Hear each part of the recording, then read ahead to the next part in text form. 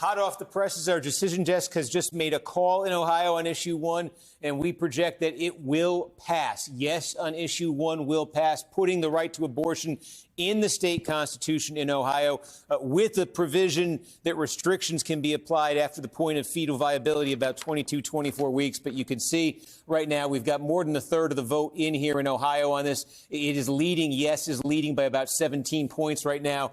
And as I was just showing folks on Chris's show a few minutes ago, what's happening now is counties are reporting out, are getting close to or hitting 100% of their vote. And what we're seeing is there was this test vote this summer where opponents of this put language on the ballot that it said you'd raise the threshold to 60% for a constitutional amendment. It was an attempt to defeat this. That went down to defeat this summer, and we're seeing in every county that's completing, we're seeing results that are basically a mirror image of this summer. The folks who were against raising the threshold this summer are voting for this tonight in basically equal numbers in the completed counties. So that this summer, that proposal to raise the threshold lost 57-43. This thing is right now on track to land right in that territory. So that is the NBC News projection that this is going to carry.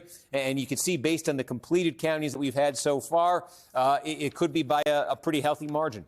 Steve, there was a lot of shall we say, maybe misdirection from the part of Republicans in the state who changed some of the language in this amendment on the actual ballot.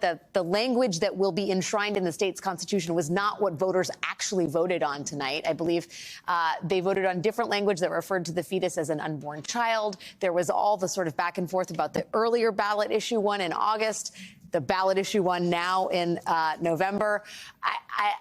Can you talk a little bit about what we know about how any of that played? Do we have any information about parts of the state that came in stronger than expected? You know, I think the story is the consistency between the vote this summer and the vote tonight. And it really feels like the folks this summer who had decided they wanted to vote for this voted down that initiative this summer to raise the threshold. And the numbers really look the same. That's what I'm struck by, is sort of the sameness of all this. I'd take like a Washington County right here. So we've got almost all the vote in Washington County. Now, this is one of the counties where issue 1 is going to fail. But supporters of issue 1 are sitting at 40.5% in this county with just about all the vote in. This summer, supporters of issue 1, you presumably voted no this summer because they didn't want to raise the threshold. Well, no in this same county this summer got 42. So it really doesn't look like we're not seeing shifts of more than a point or two in these completed counties. So this really does feel like the turnout is higher, it looks like, but it feels in many ways like it's just a rerun of this summer, and that folks on both sides kind of had the same sense then as they do now about what they're voting on, and they had their minds made up in both cases. Yeah, just to be clear for everybody at home, Ohio is effectively a red state at this point. This is one of the first times voters in a red state have been asked to vote affirmatively for reproductive choice. That's correct, right, Steve? Yeah, and that is, I think, a key point going forward, because this is also seen as a model for other red states and swing states in 2024, where folks are going to try to get this on the ballot. South Carolina, for instance, Florida, Arizona. And the difference here, there have been other states that have put abortion rights constitutional amendments in, but blue states like California, New York, Vermont, Maryland, California and Vermont are the two that have done it. New York and Maryland are trying. They simply, in California and Vermont, said it's in the state constitution, right to an abortion, and they felt no pressure, no need to nod to any kind of restriction on that. The folks here in Ohio did feel that pressure, and that's why they also inserted that language that says restrictions can be placed basically after the 22nd, 24th week, somewhere in there, the point of fetal viability.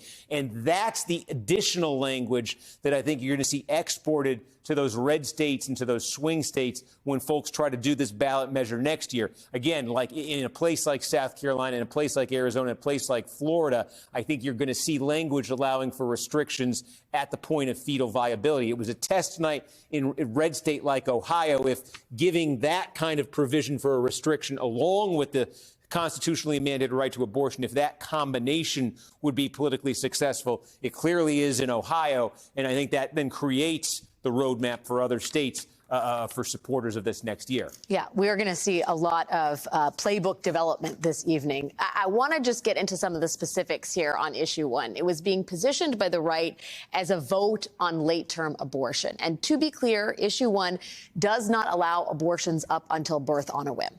What it does do is allow for abortions until around the 23rd week of pregnancy. And then after that, it allows for the health of the mother to be taken into account. Issue one ensures that if a doctor believes that an abortion is necessary to save the life or the health of the mother, even late in the pregnancy, that the doctor could legally perform an abortion. Now, there is a lot of discussion tonight about what might happen if issue one failed, because the Republican majority on Ohio Supreme Court could have reinstated a temporarily frozen 6-week abortion ban that has no exceptions for rape or incest. We do not think that will supersede what has happened tonight.